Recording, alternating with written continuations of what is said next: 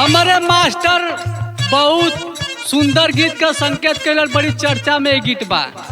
कौनो मेहरारू कहतिया हालक कोही पियवा के बिना चलुआ इंजन चापता, नया नया ड्राइवर नया नया ड्राइवर हरनवा धै धै चापता।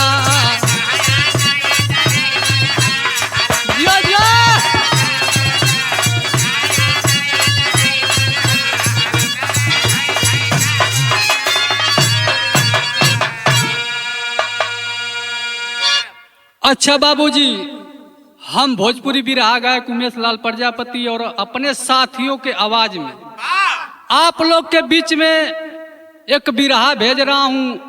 आशा ना पूरा विश्वास है कि आप लोग इस बिरहा को पसंद करेंगे और अपना प्यार दुलार आशीर्वाद देंगे।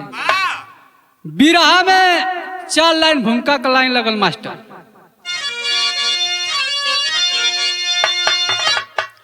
नभ में बादल भी गमगीन हुआ, देख आचरण इस जमाने की, माता मही भी आंसू बहाने लगी, कोई रिश्ता पाक ना दिखाने की। बाग अगर अपना लगाओगे तुम, देख सबकी चाहत होगी फल खाने की, और जब अपनों से अपना बेगाना हुआ, क्या बात दूसरों को समझाने की।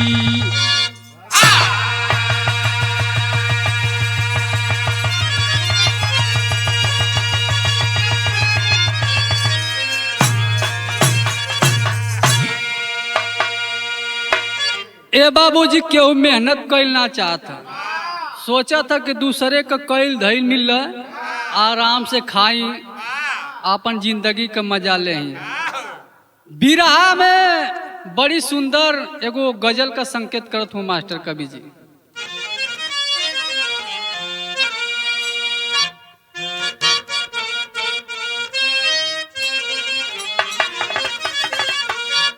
कौनो लइका प्यार के नाम पे एकदम गनगनात बा, कह प्यार प्यार ना जानला, कहाँ पढ़ले हुआ?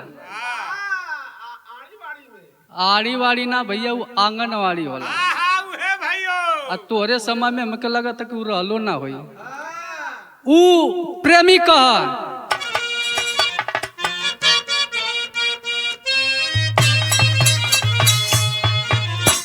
बहुत खता खाए हैं, बहुत खता खाए हैं दोस्ती निभाने में।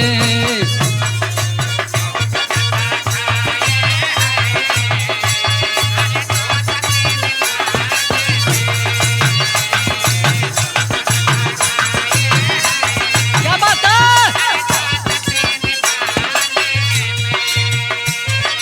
बहुत खता खाए हैं दोस्ती निभाने में।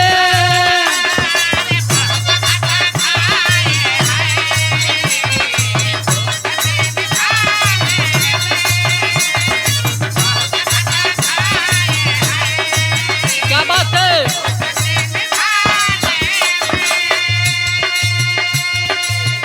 बहुत खता खाए हैं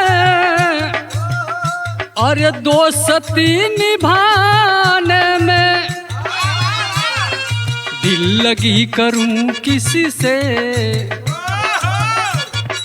दिल लगी करूं किसी से बेवफा जमाने में।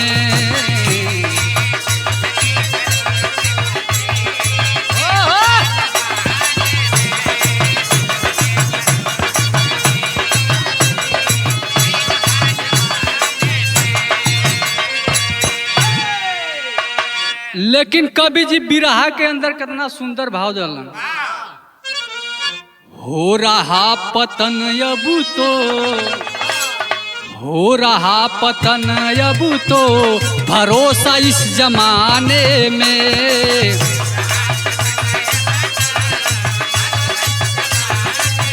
क्या बात है।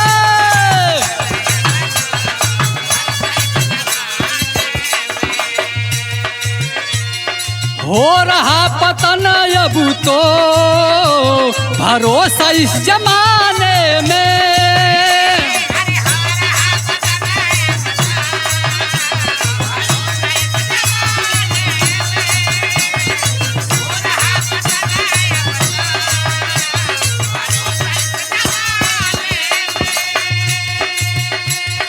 हो रहा पतन अबू तो, भरोसा इस जमाने में।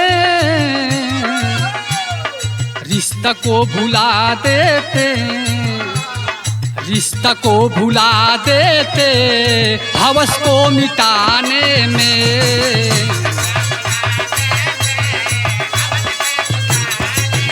क्या बात है।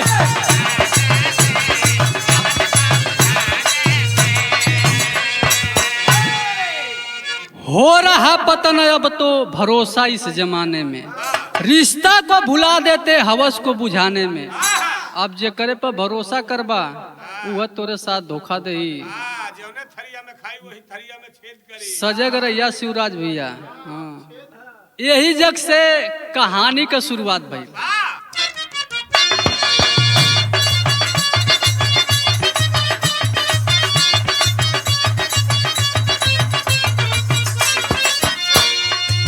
पति के सुख दुख का आधार है नारी, जीवन के नैया की पतवार है नारी।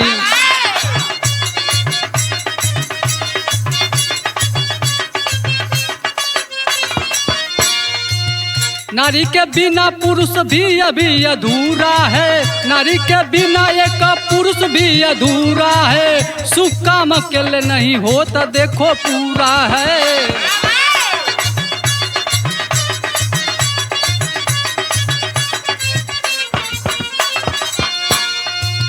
चलो ध्यान आपका एमपी में ले चलता हूँ, आपके दिल और दिमाग को बदलता हूँ।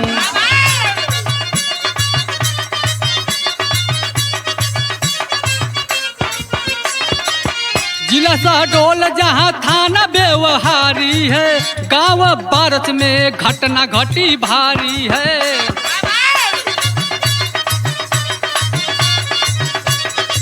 जिया ए बाबूजी कहानी मिलल एमपी से। वही एमपी में एक जिला पड़ेला शहडोल, जहाँ पे थाना व्यवहारी। वही जग के रहे वाला संजय कोड़ी, उनके पत्नी का नाम बतावल गई सुरेखा। 2 बेटा 1 बेटी। एक दिन रतिया का खाना खिया के सुरेखा अपने पति के पैरवा दबावत थी, और उनसे एगो बात कहा। बात कौन का मास्टर, यहाँ गीत लगत है।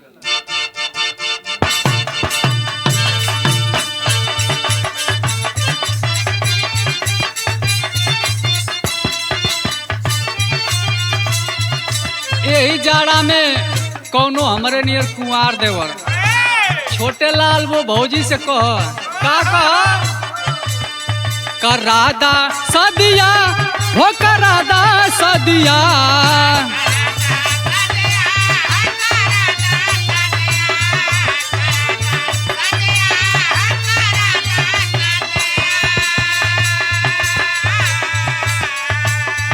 करादा सदिया हो करादा सदिया, अपना बहिनी से भौजी करादा सदिया, अपना भौजी से बहिनी।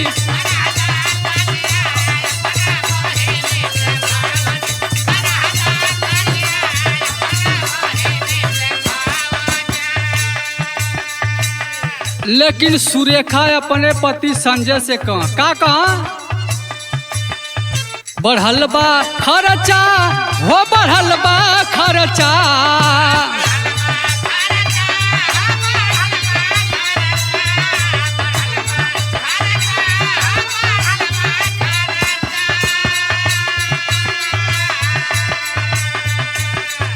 बढ़ल बा खर्चा हो बढ़ल बा खर्चा अब संजय के घर में बढ़ल बा खर्चा।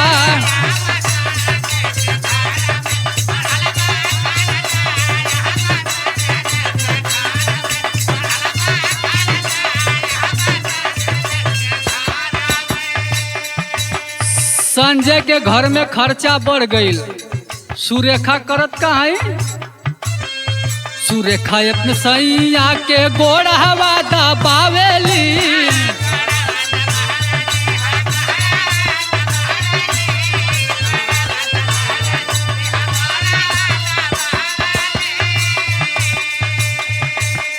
बाहर जाके काम कर बतिया बतावली।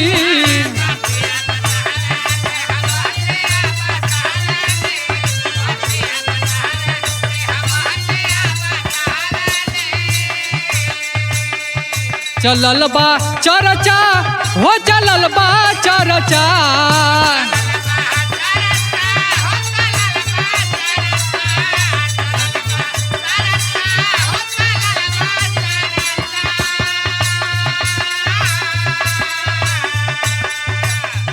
चलल बा चर्चा हो चलल बा चर्चा अब संजय के घर में बढ़ल बा खर्चा।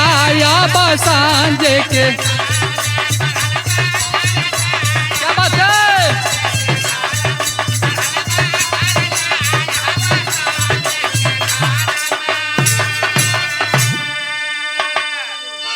सुरेखा कहली कि घरे का खर्चा देखा ज्यादा हो गला, अब बाहरे कमाए ना जीबा तो परिवार चली ना। जब इतना बतिया सुनलन संजय तो कैलन का मास्टर यहाँ गीत बदलत।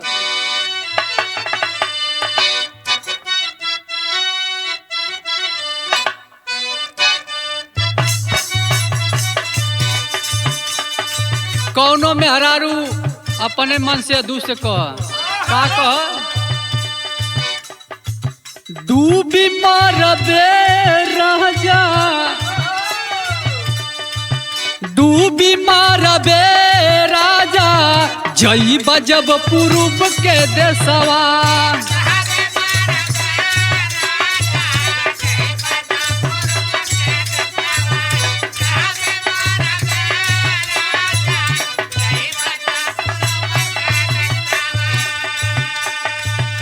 लेकिन संजय क्या करत हुआ? धाई लिहल भैया धाई लिहल संजय गाड़ी सतना स्टेशनवा से।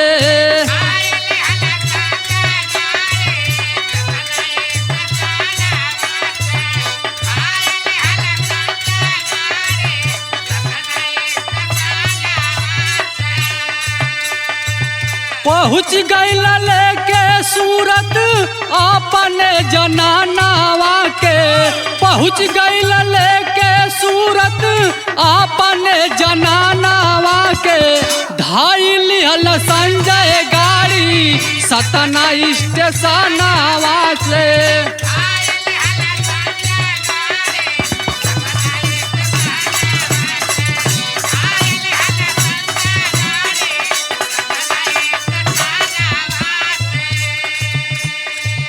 बीवी बच्चा लेके सतना स्टेशन से गाड़ी धैलन आ गैलन कहाँ? सूरत। आ सूरत में जाके करत का हुआ संजय? जाके वहाँ कंपनी में करे एगो कमावा हो।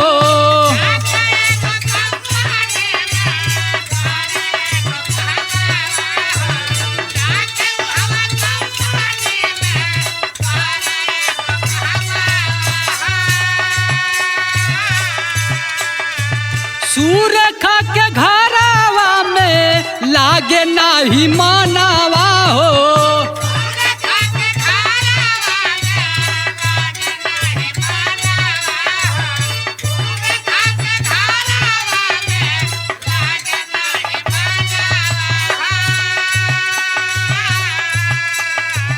धोखा करे लगली हो अपने सजनावा से। धोखा करे लगली हो या अपने सजानावा से धाई लिहल संजय गाड़ी सतना स्टेशनवा से।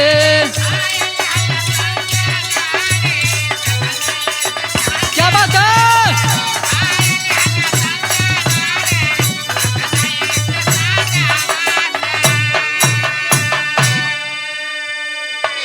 जब पहुंच गए ना सूरत एक कंपनी में संजय काम करे लगलन। यार सुरेखा दिन भर अकेले रूम में रहो का मन ना लगा। बगलिया में पड़ोसी रहत रहन मनोज, जे करे औरत का नाम बतावल गेल मीना। नई नई शादी भइल रहल आ पड़ोसवे में रहत रहा। वही जे जाए के जो न की सुरेखा बैठे हाल चाल खूब करे। जब 2-4 महीना बीतल तो जो मनोज का औरत मीना रहल वो घरे चली आई।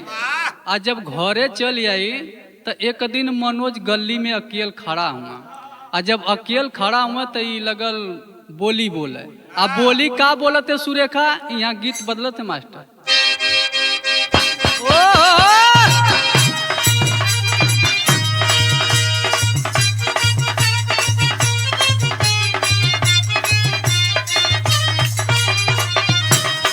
कौनो मेहरारू बड़ी सौखी आई अपने मन से दू से कह ओकर पति परदेश में बा। का कह छोटे लाल भैया?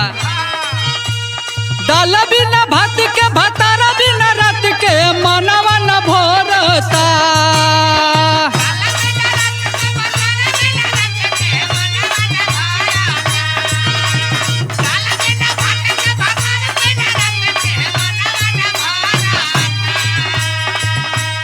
दाल बिना भात के भतारा बिना रात के मनवा न भरता।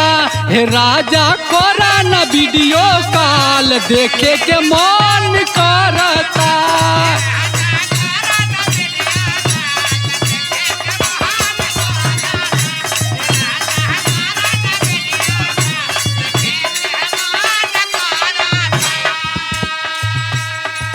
लेकिन सुरेखा मनोज से का कह बढ़ल बेचैनी घरवा न खैनी दिल तोहर जोरता।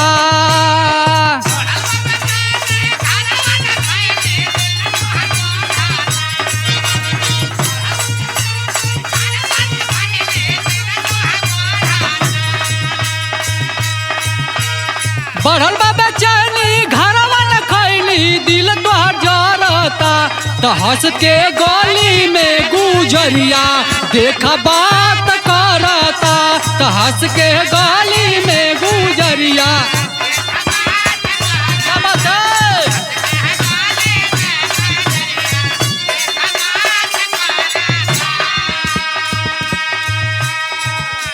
एक दिन सुरेखा गली में घेर के मनोज की कलश की हम जानत हई घरे तोरे भोजन ना बा। उ संक्षिप्त में बोले कि तोरे दिल के बेचैनी हम समझत हई। तो एकरे आगवा कवि जी अपन दिमाग लगौना का लिखलन?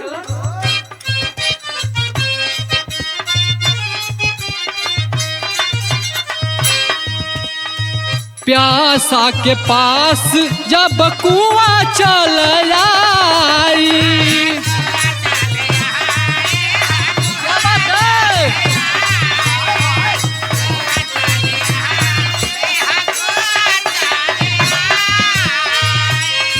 लोटा नहीं खोजी अपन मुहावा लगाई।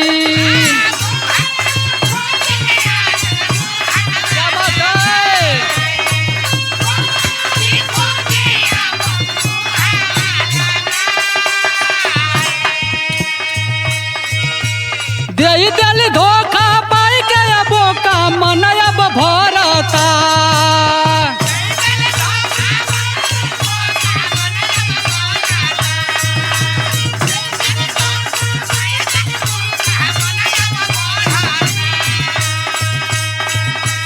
दे दिल धोखा पाई के मौका मन देखा भरता। तो हंस के गली में गुजरिया देखा बात करता। तो हंस के गली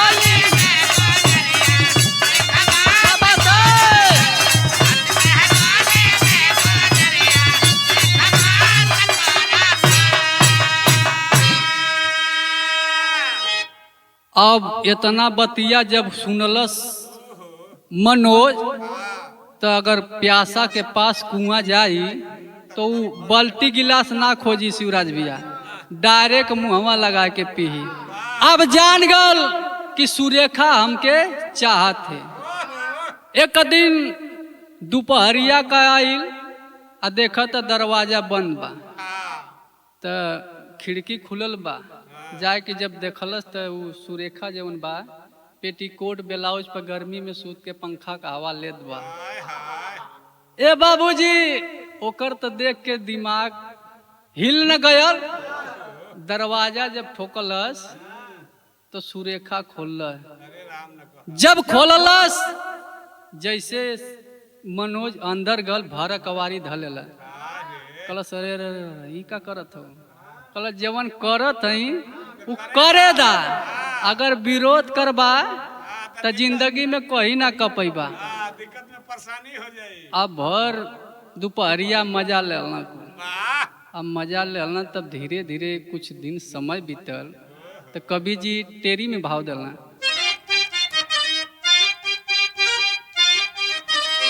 अरे मोरे राम जवनिया में बेकाबू भैली, मौका देख के चानी काटे ले बाबुनिया, अरे बाबुनिया, अरे बाबुनिया, मौका देख के चानी काटे ले बबुनिया, जवनिया में बेकाबू भैनी। जब जब मौका देखा तब तक मजा ले। लेकिन एक लाइन कवि जी लिखना, मान में सिंदूर पति के नाम का देख रहा गले का हार, हाथ में मेहंदी रही सब सिंगार पहरेदार।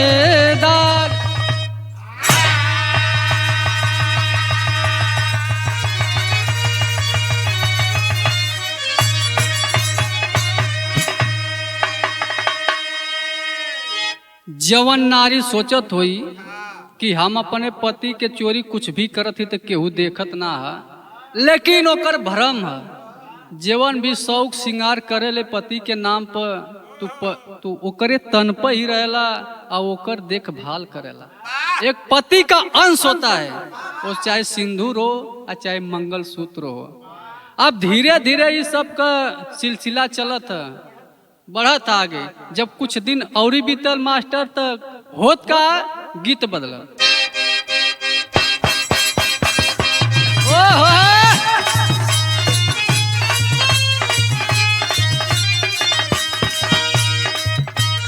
कौनो मन से दो दिन पर दिन दुबराइल जा। हाँ, कल देख भी न रे इतना तू खियावत है, तब वो हम काहे दुबरात है? वो बताव का बताव काहे दुबरात हुआ? नया नया गवाना के नया होठ लाली होठ चाटा चाटा,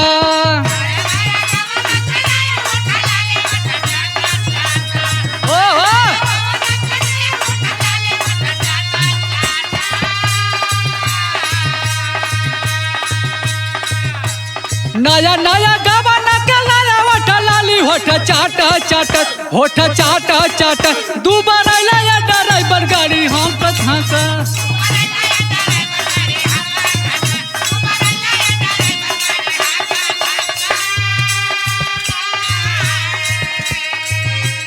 लेकिन बिरहा के अंदर कवि जी ने भाव दिया है, आई गली मीना नहीं माना ना कमी ना हाई देखा देखा।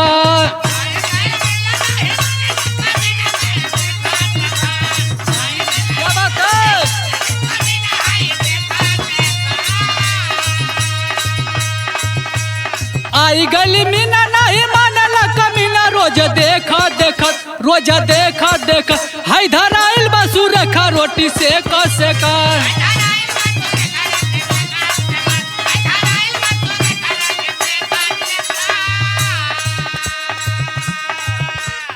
फिर मनोज का दुल्हन मीना ऐली तो पास पड़ोस वाला कहलन कि तोहरे आदमी का व्यवहार ठीक ना। तब मेहरारू बहुत जल्दी विश्वास ना करेली दूसरे पर। अगर ओकरे आदमी के बुराई बती बात है। लेकिन देखत देखत बतिया के समझ गई। मनोज के समझावे मीना, लेकिन मनोज समझे ना। वहाँ तो चस्का लगल बा फेकू भैया। रोज देखत देखत देख ना गई। एक दिन रंगे हाथे सुरेखा पकड़ा गई। आ जब पकड़ा गई तो भइल का देखल जब मीना का होइए रामा।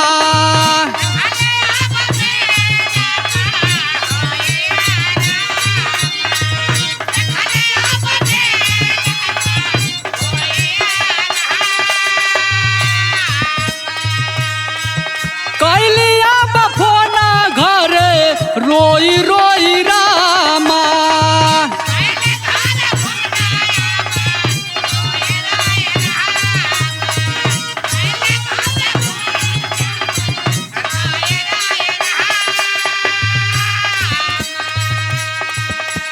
हारी गैल संजय नहीं खोलल केवाड़ी रोज ठोकत ठोकत।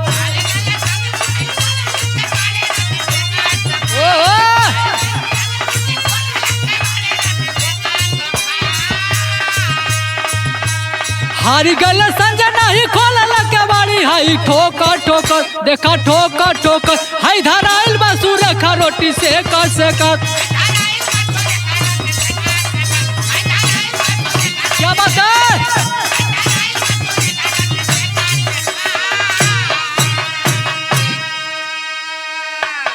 एक दिन दोपहर का सुरेखा और मनोज दरवाजा बंद करके अपन सिलसिला चालू कर दिला। तब तक भनक लग गई मीना के। मीना जोत अब आवल जब ना अलन तो सुरेखा के पति संजय के फोन कैली। जब वो कंपनी से अलन तो हर दरवाजा खूब ठोकत हुआ। लेकिन दोनों लीन हुआ एकदम सृष्टि का रचना करे में। दरवाजा ना ठोकत हुआ। कैसो ठोकलन खुलल तो 2-4 झापड़ जो संजय हुआ अपने औरत के मल्लन। लेकिन का सोचलन कि ज्यादा हमरे घरे का इज्जत है, एक बार समझा दे शायद मान जाए। लेकिन कहाँ मानत हूँ। 2-4 दिन मनला फिर वह सिलसिला चालू हो गई। जब चालू हो गई तो आप सोचलना ई संजय की यहाँ से हमारे ही में दूरी बनौले में भलाई बा। चल अलन घरे।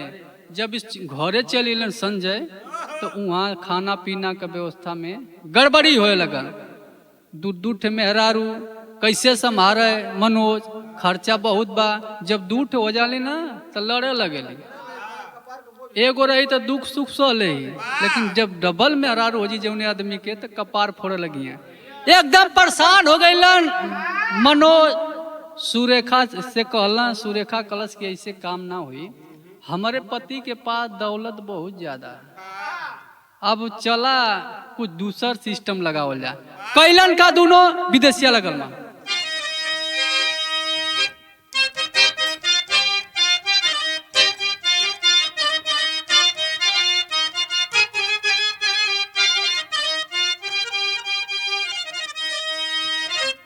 मम्मी से गलती भइल बोलल बालल नावा हो। माफ कादा पापा हो मारा जीना जनावा। एक दिन बेटवा कलश पापा मम्मी से गलती हो गई, जन मारा, माफ कदा। माफ कैलन तो भइल का बचवन के मुहा देखी हाथाया बुगैल रुकी। नफरत भरल बा सुरेखा के मनवा। बचवन के कहले पर संजय मान गई। लेकिन सुरेखा के आंख में तो आग बा। करत का है शेरनी के मुहे लागी गईल रहे खुनावा हो। फिर चालू कई दिहली उहे हो कमावा। रोज वह काम कर मनोज और सुरेखा।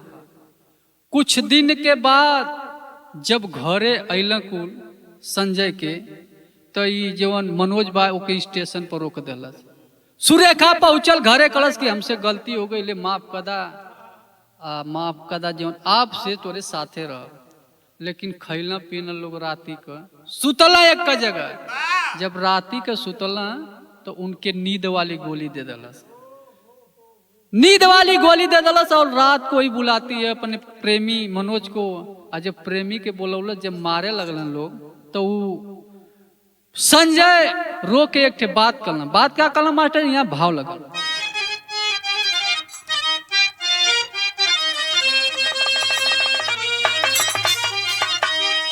और कहलन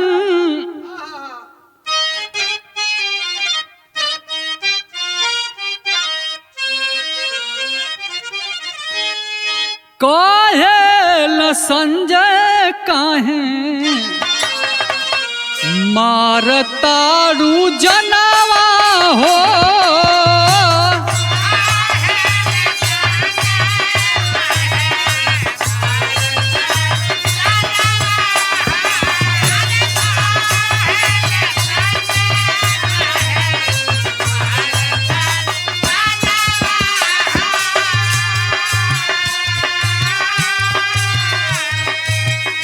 कहेला संजय काहे मारतारू जनावा हो।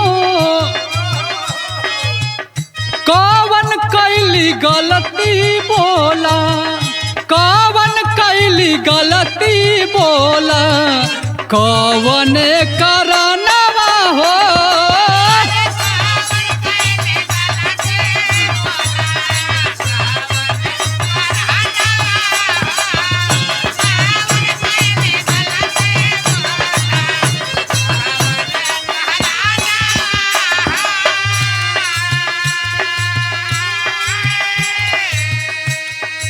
संजय कहला अरे सुरेखा हमसे कौन गलती हो गई, तो रही बजे तक कुल कैली का कहतू मास्टर। तोहरा खुशी के खातिर छोड़ के हम आईली,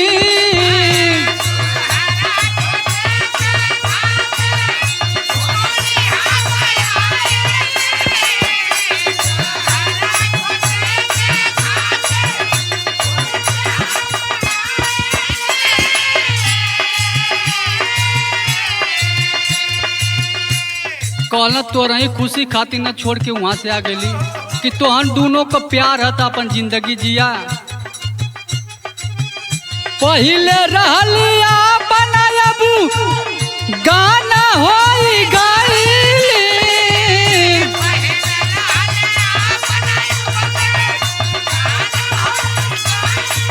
क्या बात है।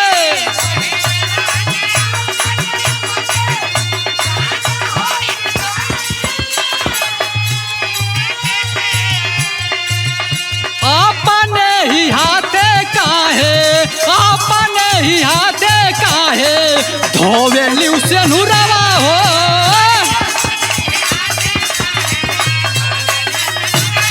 क्या बात है।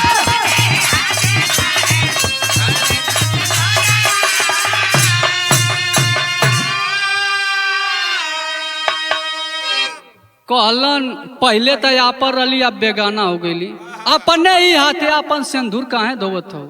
लेकिन कहाँ सुरेखा मान भैल का मास्टर पपट लगा। और जब अपने हाथ से सिंदूरा धोवाई बारात जाई हो, और जब अपने हाथ से सिंदूरा धोवाई बारात जाई हो, और कैसे दुल्हा मंगिया के सजाई बारात जाई हो।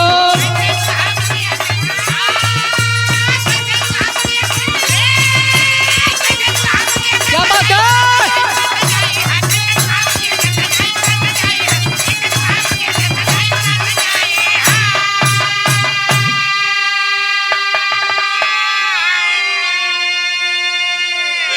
कवि जी लिखत हुअन जब अपने हाथे से ही सिंदूरा धोवाई बारात जाई हो, आ कैसे दुल्हा मंगिया के सजाई बारात जाई हो।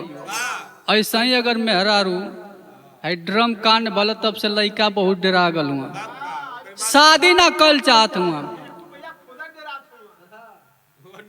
ऐसा ही अगर नारी पुरुष के प्रताड़ित करत रहियन तो कुछ दिन में लगा था कि 2-4% लोग शादी करिए और कुंवारा रहिए। कैलन का दोनों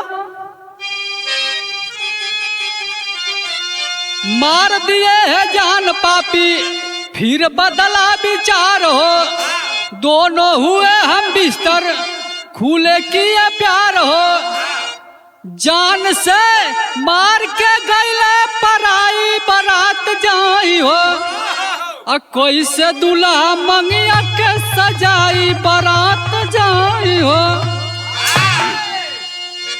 जब संजय का जान मार दल ना दोनों, एक बाद उनका मूड बदल गई।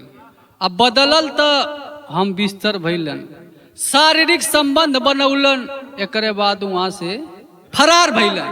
और जब फरार हो गए तो होत का मास्टर आला लगा।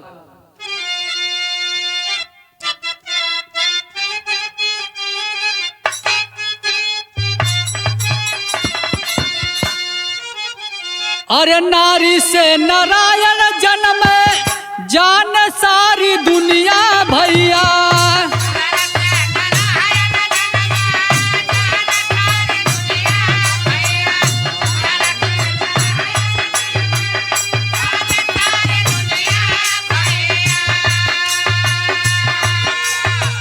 आज नारी नारी के हो दिहली डुबा,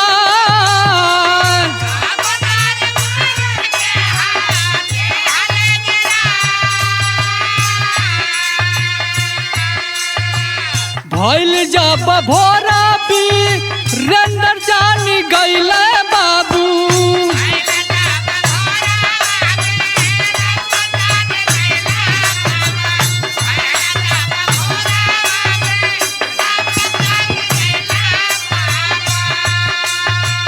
चाचा हमर काई से हो गईले मरा,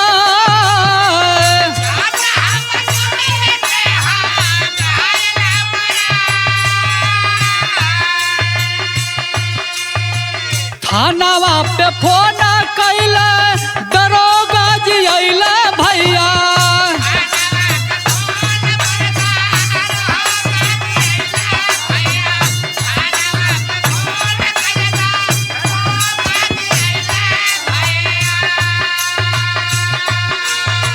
सच सच बातिया हो दिहला बता,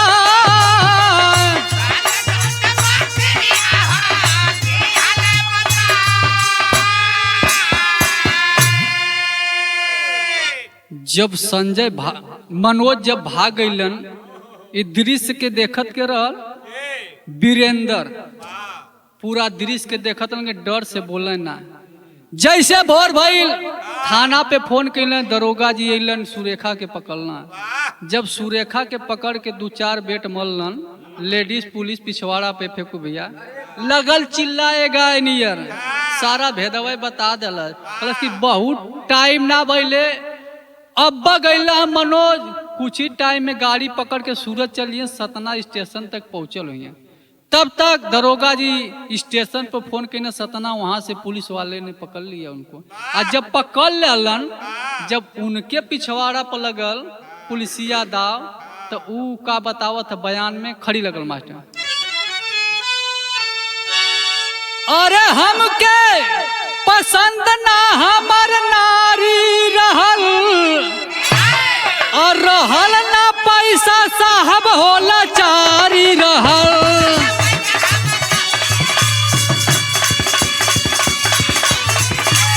क्या बात है।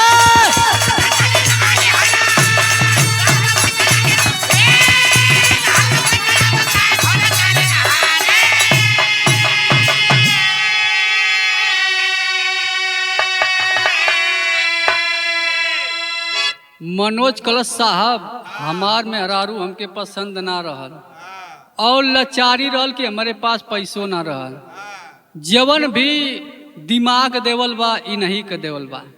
एक बात औरी बतौलस का, अरे मारे खातिन जान सुरेखा बनवली पलनवा, मरल के बाद कुल मिली है वो धनवा।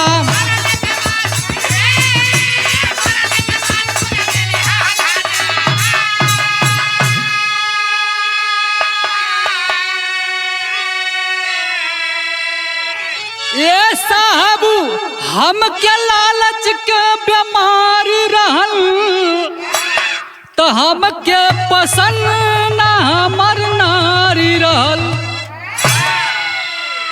कल साहब सुरेखा कहली कि हमरे पति के पास बहुत धन है, अगर जान मार देबा तो कुल हमान के हो जी।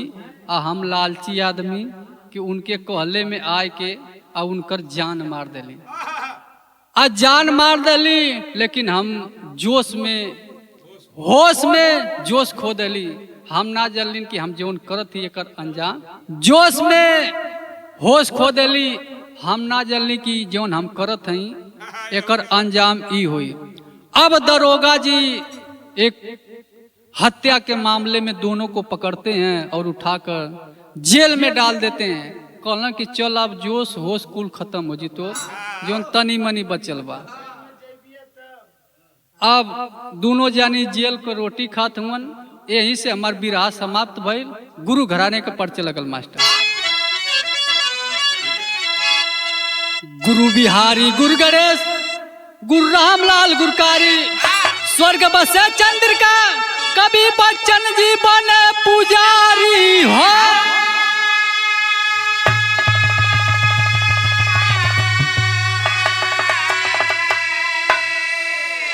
जवनिया बेकाबू हो गई, कविता उमेश लाल के रचक महारनिया। जवनिया बेकाबू हो गई।